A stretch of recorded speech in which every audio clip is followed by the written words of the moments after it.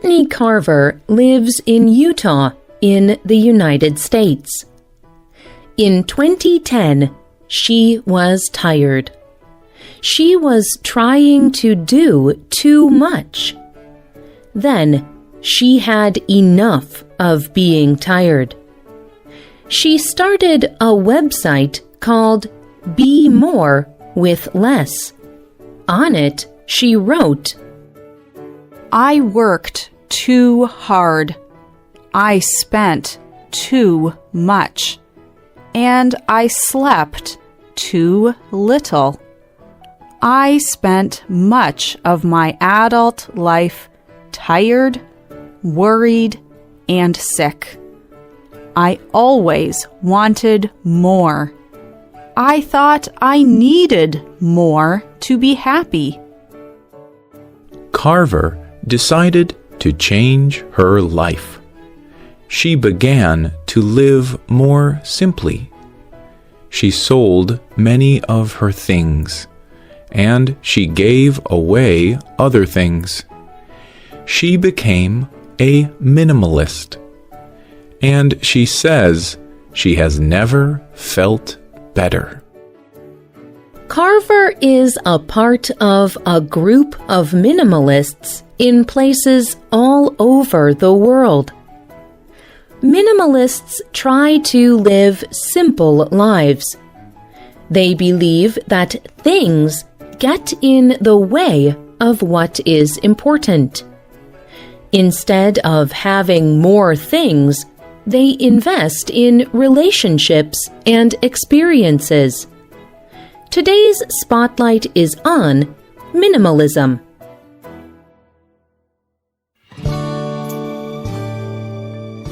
Minimalism is the idea that people are happier living with fewer things. But it is not about giving away everything you own. And minimalism is not about seeing how little you can live with. Joshua Fields Milburn and Ryan Nicodemus write, teach, and speak about minimalism. They run the website theminimalists.com.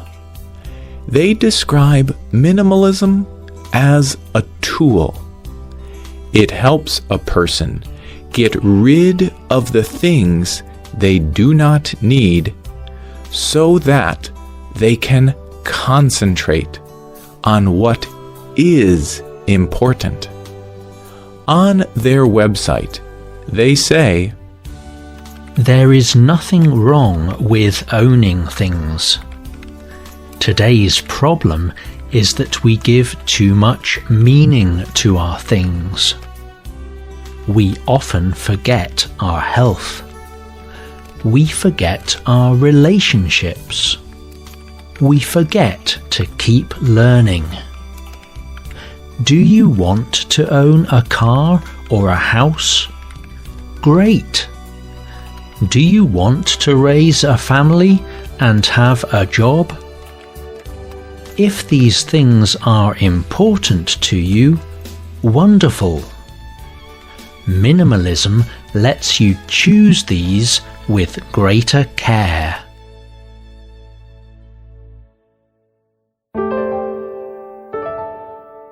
Minimalism means different things to different people. But many minimalists agree on a few general ideas. First, love what you do own. As part of her minimalism, Courtney Carver started Project 333. She encourages people to choose only 33 pieces of clothing, including clothes, jewelry, and shoes. Then, they choose what to wear from these 33 things for 3 months. Dave Bruno is another minimalist. He started the 100 Thing Challenge. he reduced everything he owned to just 100 things. Both of these projects ask people to think about what they own. If you have fewer things, you will love them more. The next idea of minimalism is to get rid of the things that do not bring joy. Marie Kondo is a Japanese writer who helps people organize their homes. In 2016, she wrote a book called Spark Joy. She says her method is easy. Pick up an object in your home. If it gives you joy, keep it. If it does not, get rid of it. She says, if you do this, you will always be surrounded by things that you love. The third idea of minimalism is to spend time on relationships. Dan Erickson calls himself a moderate minimalist. He writes on the website hipdigs.com. He says that when we live with less, we have more space for people. When we slow down our lives, we have time for relationships. When we watch less television or use the internet less, we see what is around us.